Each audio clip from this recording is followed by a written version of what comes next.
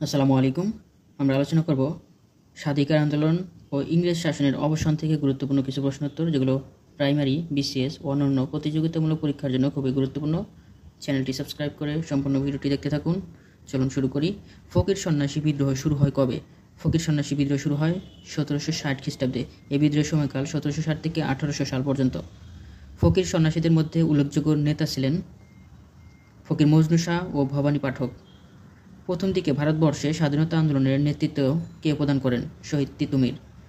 তিতুমিরের প্রকৃত নাম সৈয়দ মীর নিসার আলী। নারকেল বাড়িয়ার বাঁশের কেল্লা নির্মাণ করেন শহীদ তিতুমির 1831 খ্রিস্টাব্দে। কার নেতৃত্বে বাঁশের কেল্লা ধ্বংস করা হয়? লেফটেন্যান্ট কর্নেল স্টুয়ার্ট মিলের নেতৃত্বে 1831 সালে নারকেল বাড়িয়ার বাঁশের কেল্লা ধ্বংস করা হয়। কার নেতৃত্বে বারাসাত বিদ্রোহ সংগঠিত হয়? শহীদ তিতুমিরের নেতৃত্বে। বাংলাদেশের ওয়াহাবি আন্দোলনের প্রবক্তা ছিলেন শহীদ তিতুমির। বাংলাদেশের ফরাইজি আন্দোলনের প্রবক্তা হাজী শরীয়তুল্লাহ। হাজী শরীয়তুল্লাহর মৃত্যুর পর কে ফরাইজি আন্দোলনকে রাজনৈতিক আন্দোলনের রূপ দান করেন? হাজী শরীয়তুল্লাহর পুত্র হাজী তুদুমিয়া। মুসলিম সাহিত্য সমাজ বা মোহামেডান লিটারারি সোসাইটি কত সালে প্রতিষ্ঠিত হয়? 1863 সালে। বাংলাদেশে ইংরেজি শিক্ষা চালু হওয়ার কোন সম্প্রদায় সবচেয়ে বেশি উপকৃত হয়? হিন্দু সম্প্রদায়। মুসলিম সাহিত্য সমাজ বা মোহামেডান লিটারারি সোসাইটি এর প্রতিষ্ঠাতা নওয়াব আব্দুল লতিফ। আলিগড় আন্দোলনের প্রবক্তা স্যার সৈয়দ আহমেদ খান। তেভাগা আন্দোলনের নেতৃত্ব দেন হাজী মোহাম্মদ দানেশ ও ইলামিত্র। তেভাগা আন্দোলনের সময়কাল 1946 থেকে 48 সাল পর্যন্ত। স্বদেশী আন্দোলনের নেতা ছিলেন অরবিন্দ ঘোষ। কোন ঘটনাকে কেন্দ্র করে স্বদেশী আন্দোলন শুরু হয়? বঙ্গভঙ্গ। গান্ধী পূর্ব আন্দোলনসমূহের মধ্যে সর্বাপেক্ষা সফল আন্দোলন হিসেবে বিবেচনা করা হয় স্বদেশী আন্দোলনকে। স্বরাজ আন্দোলন এর নেতা ছিলেন চিত্তরঞ্জন দাস। এই আন্দোলন শুরু হয় 1905 সালে। খেলাফত আন্দোলন কখন শুরু হয়? 1919 সালে। খেলাফত আন্দোলনের সময়কাল 1919 থেকে 1924। প্রথম বিশ্বযুদ্ধের পর তুরস্কের ইসলামী খেলাফত রক্ষার জন্য ভারতীয় উপমহাদেশে এই আন্দোলন শুরু হয়েছিল। খেলাফত আন্দোলনের নেতৃত্ব দিয়েছিলেন মৌলানা মোহাম্মদ আলী, মৌলানা শওকত আলী, মৌলানা আবুল কালাম আজাদ। মহাত্মা গান্ধীর প্রকৃত নাম হচ্ছে মোহনদাস করমচাঁদ গান্ধী। মহাত্মা গান্ধী দক্ষিণ আফ্রিকা থেকে ভারতবর্ষে আসেন কত সালে? 1915 সালে। মহাত্মা গান্ধী ভারতের রাজনৈতিক অঙ্গনে প্রবেশ করেন 1917 সালে। মহাত্মা গান্ধীর নেতৃত্বে ভারতবর্ষে সত্যগ্রহ আন্দোলন শুরু হয় 1917 সালে। সত্যগ্রহ আন্দোলন প্রথম শুরু হয় উত্তর বিহারের চম্পারণে। মহাত্মা গান্ধীর নেতৃত্বে ভারতবর্ষে লবণ সত্যগ্রহ আন্দোলন শুরু করা হয় কবে? 1930 সালে। ভারতবর্ষের অসহযোগ আন্দোলনের নেতা ছিলেন মহাত্মা গান্ধী। মহাত্মা গান্ধীর নেতৃত্বে ভারতবর্ষে অসহযোগ আন্দোলন শুরু হয় 1920 সালে। এই আন্দোলনের সময়কাল 1920 থেকে 22 সাল পর্যন্ত। সাইমন কমিশন গঠিত হয় 1927 সালে। সাইমন কমিশন কেন গঠিত হয়? সাইমন কমিশন গঠিত হয় ভারতবর্ষের জন্য একটি সংবিধান প্রণয় ও তা চূড়ান্তকরণের জন্য এবং ভারতবর্ষের ব্রিটিশ শাসন ব্যবস্থা ও শিক্ষার উন্নতি করা। কেবল ব্রিটিশ পার্লামেন্টের সদস্যদের নিয়ে স্যার জন সাইমনের নেতৃত্বে মোট 7 সদস্য বিশিষ্ট এই কমিশন গঠিত হয়। এর প্রেক্ষিতে পণ্ডিত মতিলাল নেহেরু রিপোর্ট প্রকাশ করে। নেহেরু রিপোর্ট ছিল মূল ভারতবর্ষের বিভিন্ন দলের মতামতের ভিত্তিতে রচিত ভবিষ্যৎ ভারতবর্ষের শাসনতন্ত্রের মূলনীতি বিবেচনা ও নির্ধারণ করা। নেহেরু রিপোর্ট 1928 সালে প্রকাশিত হয়। 1930 সালে সাইমন কমিশন 2 খণ্ডে তাদের রিপোর্ট প্রকাশ করে। এর প্রেক্ষিতে 1930 সালে মহাত্মা গান্ধীর নেতৃত্বে সাইমন কমিশন এর বিরুদ্ধে আইন অমান্য আন্দোলন শুরু হয়। আইন অমান্য আন্দোলনের নেতা ছিলেন মহাত্মা গান্ধী। মহাত্মা গান্ধী কবে আইন অমান্য আন্দোলন করে? 1930 সালে। সাইমন কমিশন কেন্দ্র করে এই আন্দোলন শুরু হয়। ক্রিপস মিশন কবে গঠিত হয়? 1942 সালে। 1937 সালে ভারতবর্ষের সাধারণ নির্বাচন পরবর্তী হিন্দু মুসলিম দ্বন্দ্ব ও দ্বিতীয় বিশ্বযুদ্ধ চলাকালীন ভারতবর্ষের শাসনতান্ত্রিক অচলাবস্থা নিরসনের জন্য এক প্রকার বাধ্য হয়ে ব্রিটিশ সরকার সুনির্দিষ্ট কতগুলো প্রস্তাব দিয়ে তাদের মন্ত্রিসভার সদস্য স্যার স্ট্রাফোর্ড ক্রিপসকে ভারতবর্ষে পাঠান, যা ক্রিপস মিশন নামে পরিচিত। ভারত ছাড় আন্দোলনের নেতা ছিলেন মহাত্মা গান্ধী। মহাত্মা গান্ধী কবে ভারত ছাড় আন্দোলন শুরু করে? 1942 সালে। ক্রিপস মিশনের প্রস্তাবকে কেন্দ্র করে এই আন্দোলন শুরু হয়। 1937 সালে প্রকাশিত মুসলমানদের বাংলা মুখপত্রটির নাম কি? 1937 সালে প্রকাশিত মুসলমানদের বাংলা মুখপত্রটির নাম হচ্ছে দৈনিক আজাদ। কে বাংলায় ঋণ সালিসি আইন প্রবর্তন করেন? শেরেবাংলা একে ফজলুল হক। পূর্ববঙ্গ জমিদারি অধিগ্রহণ ও প্রজাস্বত্ব আইন 1950 প্রণয়নে কে অগ্রণী ভূমিকা পালন করে? শেরেবাংলা একে ফজলুল হক।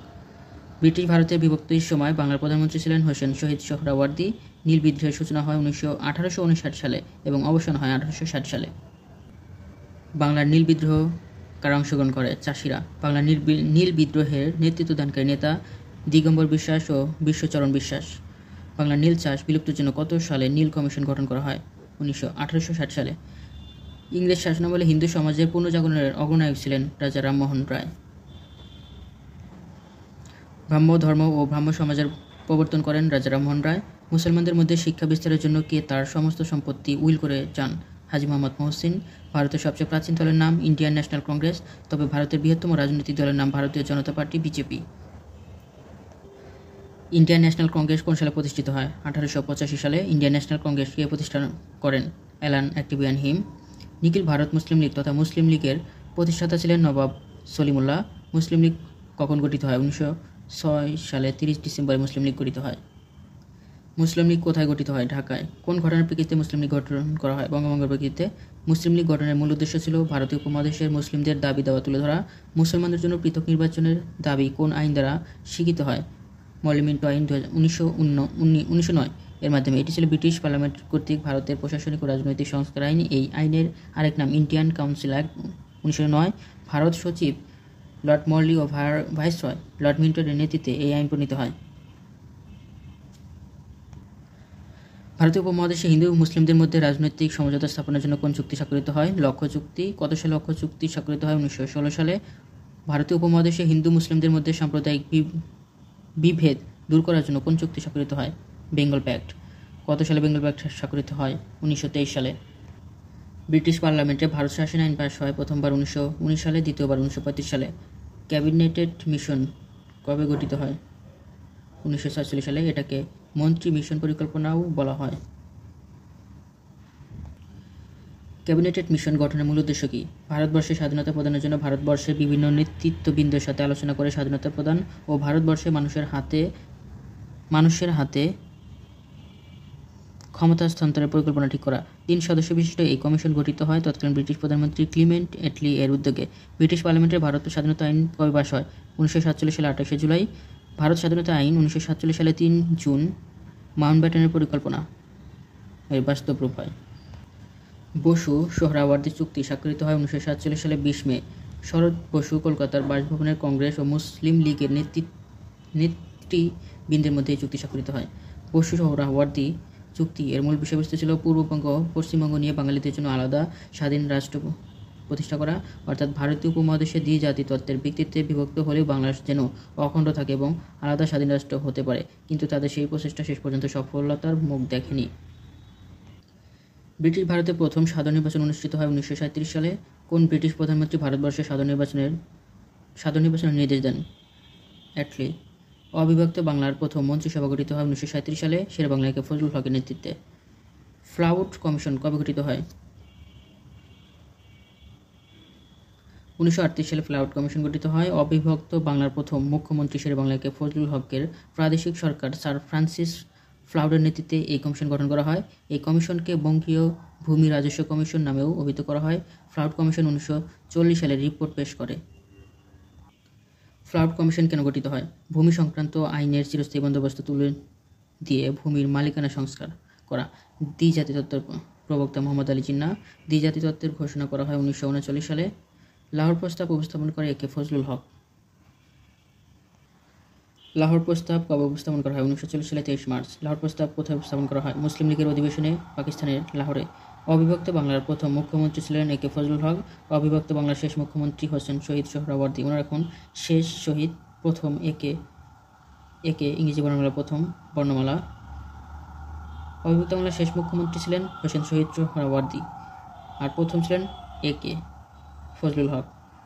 ব্রিটিশ ভারতের শেষ ভাইসরয় ছিলেন লর্ড মাউন্টব্যাটেন, তবে ব্রিটিশ ভারতের প্রথম ভাইসরয় ছিলেন লর্ড ক্যানিং। স্বাধীন সার্বভৌম পাকিস্তান রাষ্ট্রের জন্ম হয় 14 আগস্ট 1947 সালে। স্বাধীন সার্বভৌম ভারত রাষ্ট্রের জন্ম হয় 15 আগস্ট 1947 সালে। কিসের ভিত্তিতে উপমহাদেশে ভারত পাকিস্তান নামক দুটি পৃথক রাষ্ট্র সৃষ্টি হয়? দ্বিজাতি তত্ত্বের ভিত্তিতে। ধন্যবাদ সবাইকে এতক্ষণ সাথে থাকার জন্য।